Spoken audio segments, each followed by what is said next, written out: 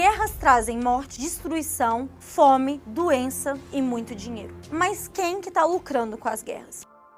É verdade que a guerra movimenta dinheiro, mas isso não é uma exclusividade do capitalismo.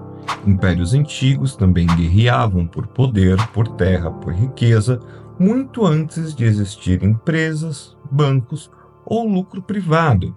A guerra não nasce por causa do lucro. O lucro aparece porque a guerra aconteceu. E isso é uma diferença grande. Existe uma ideia liberal muito difundida depois da Guerra Fria de que, com a queda do bloco socialista, as relações comerciais entre os países passariam a ser só de cooperação. Isso é uma leitura completamente superficial da teoria liberal.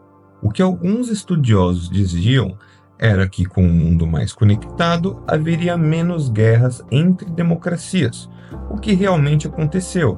Países como França, Alemanha, Japão nunca mais entraram em guerra entre si, mas isso não significa que o mundo virou pacífico. Geopolítica ainda existe. Conflitos de interesse ainda existem. Afinal, para eles, o sistema se trata disso, né? Trocas voluntárias. Tem até o livro O Fim da História, escrito por Fukuyama, onde ele basicamente diz que o capitalismo e a democracia burguesa são um ponto final do desenvolvimento. Na verdade, Fukuyama estava falando da democracia liberal como modelo político. Ele não disse que guerras acabariam e nem que o sistema era perfeito. Aliás, ele mesmo reviu essa tese depois de 11 de setembro e do avanço da China. A história ela não acabou, ela ficou mais complexa. Só de 2001 a 2021, com as guerras contra países do Oriente Médio, os Estados Unidos gastaram mais de 8 trilhões de dólares em invasões militares. Esse número é real, vem da Universidade de Brown, mas é um erro pensar que isso foi um investimento para lucrar. Esses trilhões foram gastos com tropa, com logística, reconstrução, pensão de veteranos. Foi um prejuízo gigantesco para o governo americano, economicamente e moralmente. Se fosse um bom negócio, os Estados Unidos teriam continuado no Afeganistão. 5 das 10 maiores empresas no ramo de armas e defesa são estadunidenses. São mesmo, e não é por acaso. Os Estados Unidos ele tem alianças militares com dezenas de países. Coreia do Sul, Japão, dentro da própria OTAN, Israel. E eles são os maiores fornecedores de defesa do mundo. Isso gera demanda.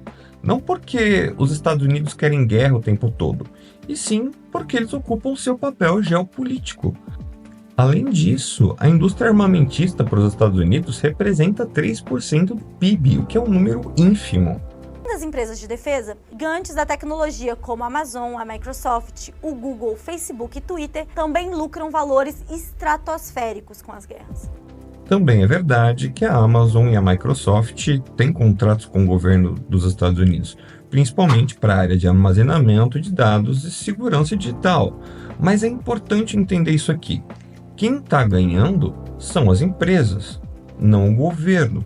O governo americano está gastando bilhões e não recebendo.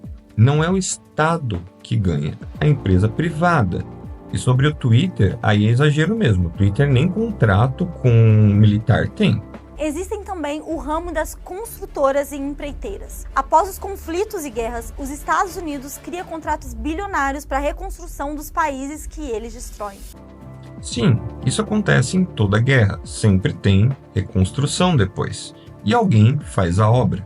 Mas esse dinheiro, ele vem de onde? Do próprio governo americano. Ou seja, mais uma vez, é gasto e não lucro. E mais, para reconstruir depois da guerra, não é uma estratégia de lucro, é uma obrigação legal segundo tratados internacionais. Quando o governo estadunidense cedeu mais de 1,8 bilhão para Bechtel seguir as obras de reconstrução do Iraque. Trouxe bilhões de dólares em valores de mercado a 6 das 10 maiores empresas de armas do mundo. As ações dessas empresas subiram sim, isso é um fato. Mas isso não quer dizer que essas empresas provocaram a guerra ou lucraram com sangue. Isso é uma reação natural do mercado, especulativa. A mesma coisa acontece com o preço do trigo quando tem seca, é o mercado tentando prever o que vai acontecer, e não uma conspiração. Mas lembre-se, isso é o capitalismo funcionando e dando certo. Em um país em que não tem boa habitação, nem boa saúde, segurança ou qualidade de vida, mas que a economia fica sempre aquecida com a morte de inocentes. Essa frase realmente ela é muito impactante, mas ela esconde uma verdade. O mesmo capitalismo que financia armas, também financia vacinas, energia limpa, alimentos em escala mundial, medicamentos, inovação tecnológica. Não existe sistema perfeito, mas culpar o capitalismo por toda a guerra é a mesma coisa de culpar o termômetro pela febre. A pergunta que fica não é quem lucra com a guerra, mas sim quem declara e por quê. Se a gente não entender isso, vai continuar caindo em discurso pronto que só confunde em vez de explicar.